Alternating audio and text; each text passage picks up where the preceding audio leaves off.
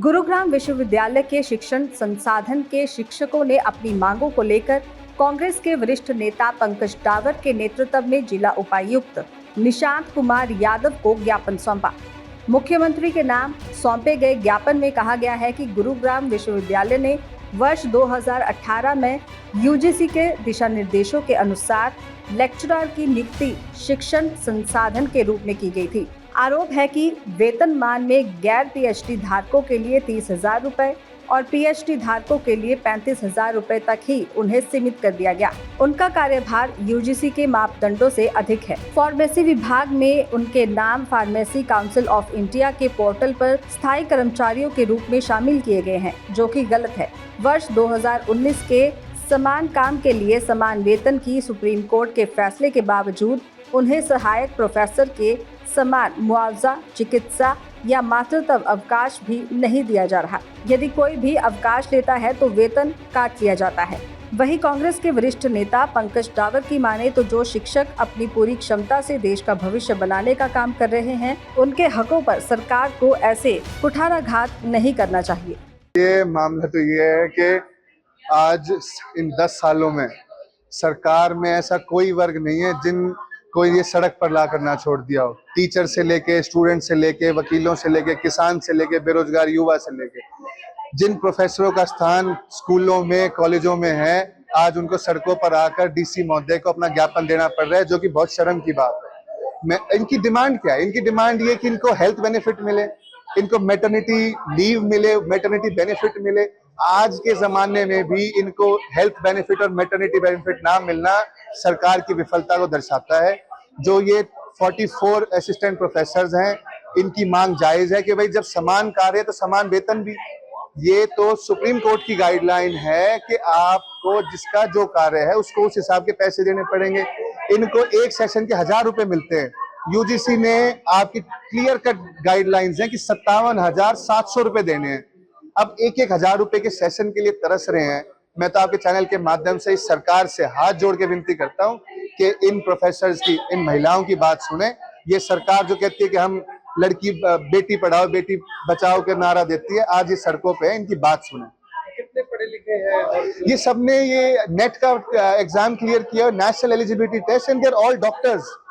ये कोई ये नहीं है कि इन्होंने सीटेट एचटेट कल क्लियर किया और ये किसी अप्रोच के साथ आई हैं। They are all national eligibility test holders, इनके पास डिग्रीज हैं प्रॉपर, और देयर असिस्टेंट प्रोफेसर सब डॉक्टरेट हैं, और बेचारे यहाँ घूम रहे हैं। बड़ी दिक्कत की बात है और बड़ी शर्म आती है। गुड़गांव विश्वविद्यालय जहाँ फॉर्चून 500 कंपनीज हैं और वहां पर ऐसा काम हो रहा है कि टीचर्स भी सड़क पर आ रही हैं। बहुत दुर्भाग्य की बात है। सरकार जिस तरीके से कहती है कि बेटी पढ़ाओ और बेटी बचाओ, क्या ऐसे बेटियां पढ़ेगी?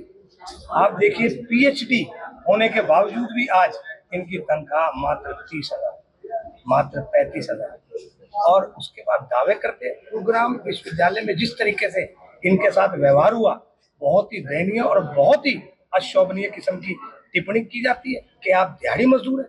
क्या ऐसे कोई और पीएचडी करके क्या दोबारा से बच्चों को पढ़ाएगा? जिस तरीके से व्यवहार किया जा रहा है, सरासर गलत।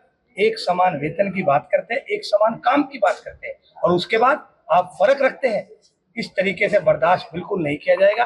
इनकी जितनी मांगे हैं सभी जायज है, और एक महिला होने के नाते आप देखिए, कोई भी महिला है उनको मैटरनिटी लीव का एक हक बनता है। ये कोर्ट भी कहती है कि उनका हक है। अगर उनसे मातृत्व का आप छुट्टियों का हक छीनते तो कहीं ना कहीं आपकी दर्शाता है कि आप लोग महिला विरोधी भी है।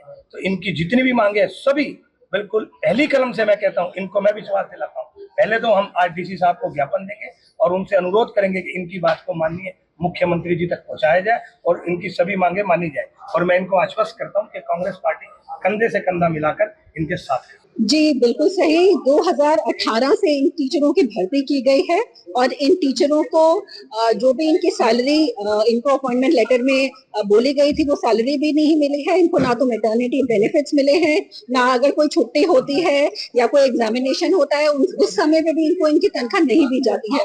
तो मेरा सरकार से यही निवेदन है कि बेटी बचाओ बेटी पढ़ाओ का नारा देने वाली सरकार, वो सरकार जो गुड़गांव का नाम बदल कर गुरुग्राम करती है, उस सरकार में महिला गुरुओं की जो हालत है उसका संज्ञान ले, इन टीचरों को इनका हक मिले और इनको जो भी बेनिफिट्स इनको मिलने चाहिए वो मिले।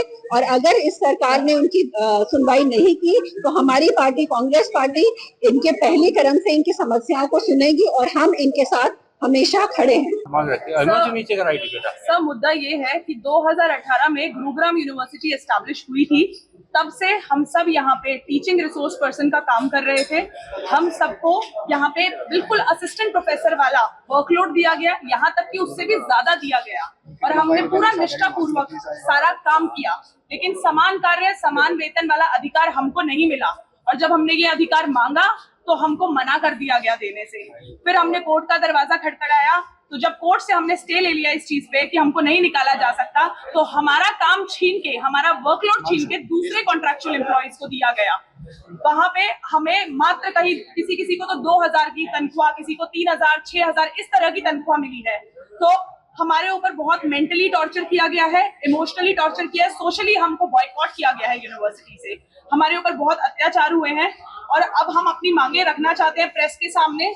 हम चाहते हैं कि हमारे जो डेजिग्नेशन है उसको ठीक किया जाए, हमें टीचिंग रिसोर्स पर्सन से असिस्टेंट प्रोफेसर की डेजिग्नेशन दी जाए। हमारा अपॉइंटमेंट लेटर, हम जब अपॉइंट हुए थे हम सबको हमारा अपॉइंटमेंट लेटर मिलना चाहिए। हमारा जो एक्सपीरियंस है इतने सालों का 2018 से, वो एक्सपीरियंस हमको मिलना चाहिए। हमारा काम, हमारा वर्कलोड हमको वापस मिलना चाहिए और उसी हिसाब से हमारे बेसिक पे सैलरी मिलनी चाहिए हम सबको।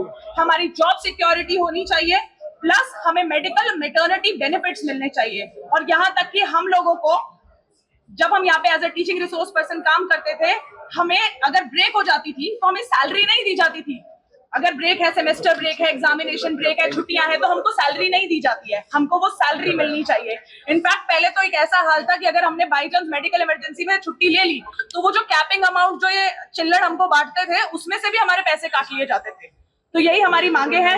मैं आप सबसे रिक्वेस्ट करती हूँ कि आप हमारी इन मांगों को सुने और मैं सरकार से निवेदन करती हूँ कि हमारी इन मांगों को पूरा किया जाए। क्या यूनिवर्सिटी के वीसी या मैनेजमेंट से बात हुई आपकी इस बार? बिल्कुल हुई है सर, हमने मैनेजमेंट से बात की गई है। बहुत ही काफी सारे डिपार्टमेंट में, एक दो डिपार्टमेंट में जब ये सब बातें चली हैं तो डीन्स ने बहुत गलत तरह की टिप्पणियां की हैं कि ये तो दिहाड़ी मजदूर की तरह आते हैं, काम करते हैं, तुम्हारी वैल्यू क्या है, ये तो फ्रस्ट्रेटेड औरतें हैं, ये क्यों मुंह उठा के आ जाती है, इनकी तो मैं शक्ल नहीं देखना चाहता। इस तरह के कमेंट्स तक पास हुए हैं हम पर।